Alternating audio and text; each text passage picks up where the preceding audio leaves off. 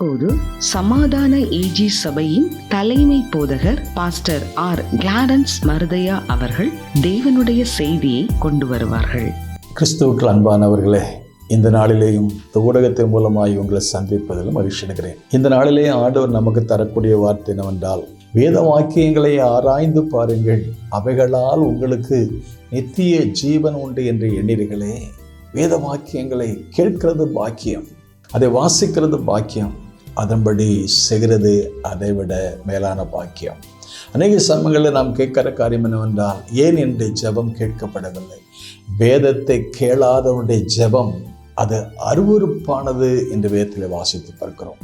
ஏனென்றால் இந்த வசனம், இந்த வேத வாக்கியங்கள் இது மனித ஆவியினால் அல்ல, தேவ ஆவியினால். முழு வேதாகம புஸ்தகம் 66 புத்தகம் இருக்கின்றன. இந்த புத்தகத்தை எழுதி முடிப்பதற்கு சுமார் 1600 ஆண்டுகள் ஆயின. ஆனால் இந்த புத்தகத்தினுடைய ஆக்கியோன் யார் என்றால் பரிசுத்த ஆவியானவர்.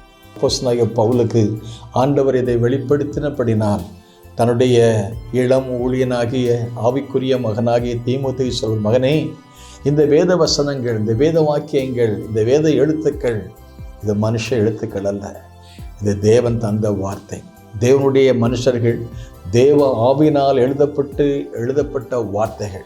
ஆகவே ஒவ்வொரு புத்தகத்திலும் கருத்து மாறுபடாமல் மனிதனுடைய மீட்பு என்ற மைய கருத்தை வைத்து இந்த புத்தகம் எழுதப்பட்டிருக்கிறது. எதற்காக இந்த புஸ்தகம் எழுதப்பட்டதால், தேவனுடைய மனுஷன் தேறினவனாகவும் எந்த நல்ல காரியங்களை செய்ய தகுதி உள்ளவனாக இருக்கும்படி நாம் வளர வேண்டும்.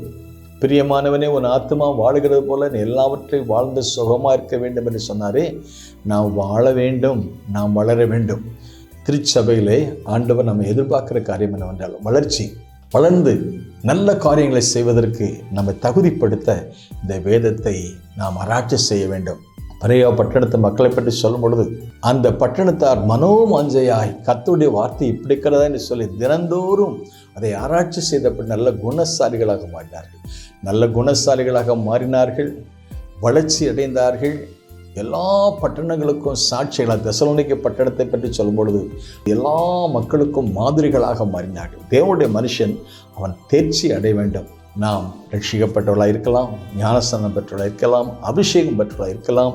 அடுத்து என்ன நிலைமையில் நாம் வளர வேண்டும்? பலன் கொடுக்கிறவர்களாக, கனி கொடுக்கிறவர்களாக, ஆத்துமாவை ஆராயம் செய்கிறவர்களாக, இன்னும் அநேகருக்கு தாயாக மாறுவதற்கு கர்த்தர் கிருபை செய்வாராக. தெபோராளை பற்றி சொல்லும் பொழுது, தெபோராள் தாயாக எழும்பு மட்டும் கிராமங்கள் பாழாய் கிடக்கின்றன. அருமையான சபை மக்களே, தேவனுடைய பிள்ளைகளே, நாம் குழந்தையாக இருந்த காலம் உண்டு, வாலிபர்களாக இருந்த காலம் உண்டு, திருமணமான காலம் உண்டு, அதற்கப்புறமாக பிள்ளைகளை பெற்றெடுக்கிற ஒரு காலம் உண்டு, அதற்கப்புறமாக முதிர்ச்சி அடைந்து நாம் வளர்ச்சி அடைந்து நாம் வளருவது போல ஆத்துமாவிலையும் ஆவியிலையும் நாம் வளர்ந்து நல்ல பலனை கொடுக்க வேண்டும் என்று ஆண்டவர் எதிர்பார்க்கிறார். சபையிலே இருக்கிற மக்கள் அதே நிலைமையிலே தேக்க நிலையிலே இருந்து விடாதபடி கிறிஸ்துவுக்குள்ள நாம் ஒவ்வொருவரும் வளர்ந்து பெருக வேண்டும் என்று கர்த்தர் விரும்புகிறாரே. ஆகவே தேர்ச்சி அடைய வேண்டுமானால் இந்த வசனத்தை நாம் வாசித்து தியானித்து நம்மை ஆயத்தப்படுத்தும் பொழுது வளர்ச்சியை கர்த்தர் நமக்கு கொடுப்பார். காலத்தை பார்த்தால் போதகராக இருக்க வேண்டிய நீங்கள் பாலை உண்ணத்தக்க குழந்தைகளைப் போல இருக்கிறீர்களே என்று சொல்லி அப்போஸ்தலனாகிய பவுல் சொல்கிறாரே. இந்த வசனம் நமக்கு போதனை, உபதேசத்திற்கும், அப்புறம் நாம் செய்கிற தவறுகளை கண்டிக்கிறதற்கும், நீதியை படிப்பதற்கும், எல்லா காரியத்திலையும் இது பிரயோஜனமாக இருக்குன்னு சொல்லப்படுகிறது. ஆகவே நாம் ஆண்டவருக்கென்று பயன்பட, குடும்பத்திற்கு பிரயோஜனமாக, சபைக்கு பிரயோஜனமாக, தேசத்துக்கு பிரயோஜனமாக இருக்க வசனத்தை வாசிப்போம், தியானிப்போம். அதன்படி நாம் வாழ்க்கை அமைத்துக் கொள்வோம். நமக்கும் நம்முடைய குடும்பத்துக்கும் தேசத்துக்கும் சபைக்கும் நம்ம ஆசீர்வாதமாக இருப்போம். May God bless you.